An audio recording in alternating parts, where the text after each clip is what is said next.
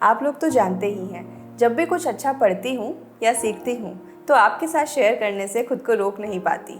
हाल ही में कबीरदास जी के दोहे और कुछ शब्द पढ़ रही थी जिनका की अर्थ मुझे बहुत अच्छा लगा। सोचा आप लोगों के साथ भी शेयर करूं।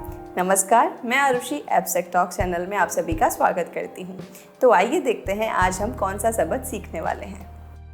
मोको कहाँ ढूंढे बंदे, मैं तो तेरे पास में, ना मैं देवल ना मैं मस्जिद, ना काबे कैलाश में, ना मैं कौने क्रियाक्रम में, नहीं योग बैराग में, खोजी होए तो तुरंत मिली हो, पल भर की तलाश में, कहे कबीर सुनो भाई साधो, सब श्वासों की श्वास में। तो आइए इसका शब्दार्थ देखते हैं, उसके बाद हम चलेंगे भावार्थ की ओर। तो शुरू करते हैं। मोको कहाँ ढूंढे बंदे, मतलब तू मुझे कहाँ खोज रहा है, तू मुझे कहाँ ढूंढ रहा है। मैं तो तेरे पास में, मैं तो तेरे पास ही में हूँ। ना मैं देवल ना मैं मस्जिद, ना काबे कैलाश में, ना तो मैं देवालय में हूँ, ना मैं मस्जिद में हूँ, ना ही मैं काबा में हूँ, ना ही मैं कैलाश में हूँ। ना तो कोने क्रियाक्रम में, नहीं योग वैराग में, ना तो मैं किसी कर्म कांड में हूँ और ना ही किसी योग में वैराग्य में हूँ। खोजी होए तो तुरंत ही मिली हो, अगर मुझे ढूंढना चाहते हो, खोजना ही चाहते हो तो तुरंत मिल जाऊंगा, पल भर की तलाश में, पल भर की तलाश में तुम्हें मिल जाऊंगा। कहत कबीर सुनो भाई साधु, सब श्वासों की श्वास में। कबीरदास जी कहते हैं कि सभी सुनो, सभी सांसों की सांस में ईश्वर है। हमने शब्दार्थ देख लिया, आइए चलते हैं भावार्थ की ओर। यहाँ कबीरदास जी ईश्वर के शब्दों में मनुष्य से कहते हैं कि हे मनुष्य, तू मुझे कहाँ ढूंढ रहा है। कभी तू मुझे देवालय में, कभी तू मस्जिद में, कभी काबा में, कभी कैलाश में, कभी किसी कर्म कांड में, कभी वैराग्य में मुझे ढूंढना चाहता है, लेकिन मैं तो तुम्हारे ही भीतर हूँ। अगर मुझे ढूंढना ही है तो अपने अंदर ढूंढो, वहाँ तुम्हें मैं तुरंत ही मिल जाऊँगा। तो यहाँ से हम यह समझ सकते हैं कि ईश्वर कहाँ है और हम उसे खोजने कहाँ चल रहे हैं।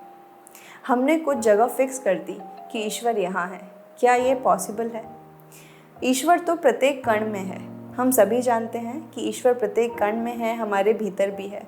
तो क्यों उसे खोजने के लिए या उसे याद करने के लिए हम किसी जगह जाएंगे तभी हमें वह याद आएगा? क्यों ना हम प्रति क्षण प्रति पल उसे याद करें कि ईश्वर हमारे अंदर है।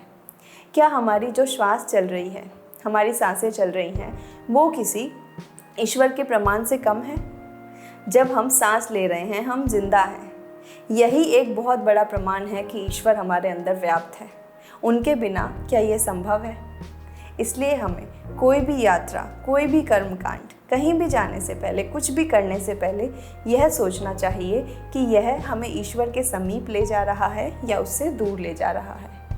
हम किसी पर्टिकुलर जगह जाते हैं, वहाँ जाकर ईश्वर का स्मरण करते हैं। थोड़ी देर के लिए तो हमें याद रहता है कि ईश्वर है, लेकिन फिर से हम उन्हें भूल जाते हैं क्योंकि हमने अपने अंदर ईश्वर नहीं देखा।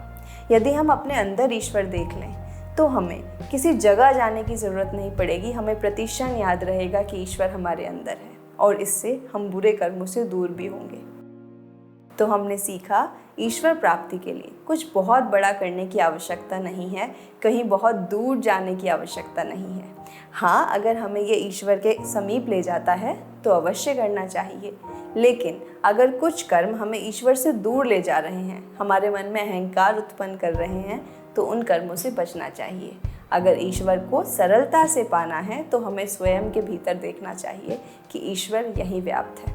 वही हमें प्रतिपल अच्छे कर्म करने की प्रेरणा देता है। उसकी आवाज़ हमें अवश्य सुननी चाहिए और अच्छे कर्म करने चाहिए। तो कैसी लगी आपको ये वीडियो? कमेंट बॉक्स में ज़रूर बताइएगा और इसी तरह की और जानकारी के लिए जुड़े रहिए हमारे चैनल के साथ। अगर आप चाहते हैं कि किसी पर्टिकुलर टॉपिक पे मैं वीडियो बनाऊं तो कमेंट बॉक्स में ज़रूर शेयर कीजिए और इस वीडियो को भी अपने दोस्तों के साथ ज़रूर शेयर कीजिए। धन्यवाद।